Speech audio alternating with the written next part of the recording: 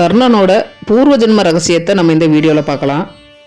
மகாபாரதத்தில் வர்ற மாவீரன் கர்ணன் ஒரு பாண்டவ புத்திரன் என்ற ரகசியம் அவன் இறந்த பிறகுதான் உலகம் அறிஞ்சது. கொடைக்கு பெயர் பெற்ற கர்ணனோ இறப்பதற்கு சில நாட்கள் முன்பு தான் அறிந்திருந்தான். அதுவும் கிருஷ்ண பகவானோட லீலையால தான். ரொம்பவும் நல்லவனான கர்ணனுக்கு ஏன் இப்படிப்பட்ட ஒரு வாழ்வு? இதற்கு விடை கர்ணனுடைய பூர்வ ஜென்ம ரகசியம்தான். அது என்னன்னு பார்க்கலாம் வாங்க. பூர்வ ஜென்மத்துல கர்ணன் சகசிரகவசன் அப்படிங்கிற அசுரனா இருந்தான். தேவர்களை தாக்கி வந்தான். பிரம்மதேவனிடம் அவன் பெற்ற வரத்தினால அவனுடைய சரீரம் 1000 சட்டைகளால போர்த்தப்பட்டிருந்தது. யாராலையும் அந்த 1000 சட்டைகளை நீக்காம அவனை கொல்ல முடியாது. அவனை தாக்க விரும்பும் வீரன் 12 வருடம் தவம் இருந்து விட்டு அதன் பிறகு 12 வருடம் அவன் கூட தொடர்ந்து போரிட்டா 1000 கவசத்துல 1 மட்டும் அறுக்க முடியும். இவ்வாறு 24 வருடம் தவமும் போரும் யாகமும் செஞ்சு 1000 கவசங்களை ஒன்றன் பின் ஒன்றா அறுத்து எரிஞ்சா சகசிர கவசன் சாவான். இதை யாரால செஞ்சு சாதிக்க முடியும்? இதனால அவன்கிட்ட இருந்து தேவர்கள் தாங்க முடியாத அளவு துயரத்தை அனுபவிச்சாங்க. அமரர்கள் மகாவிஷ்ணுவை நாடி அசுர உபாதையை ஒழித்து உதவுமாறு வேண்டினாங்க.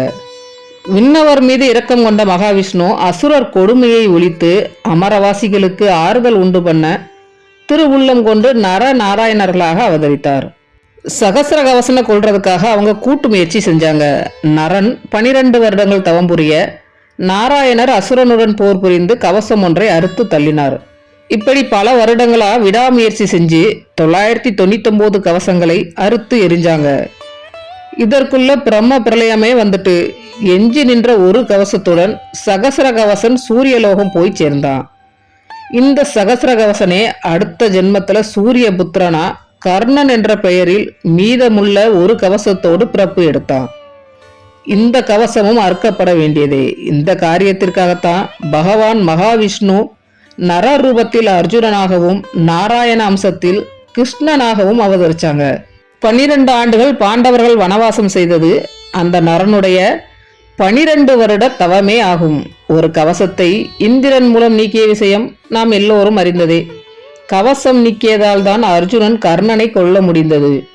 நம்முடைய இந்த ஜென்ம வாழ்க்கை நிகழ்வுகளுக்கு காரணம் தெரியாமல் திகைக்கிறோம். இவற்றுக்கு காரணம் பூர்வ ஜென்ம கர்மாக்களே ஆகும். கர்ணனின் வாழ்க்கை அமைந்த விதம் இந்த உண்மையை நமக்கு நிரூபிக்கிறது. இந்த கதை உங்களுக்கு பிடிச்சிருந்தா லைக் பண்ணுங்க. ஓம் நமோ நாராயணா அப்படின்னு கமெண்ட் பண்ணுங்க. இதுவரை இந்த சேனலை சப்ஸ்கிரைப் பண்ணலன்னா சப்ஸ்கிரைப் பண்ணுங்க. நன்றி.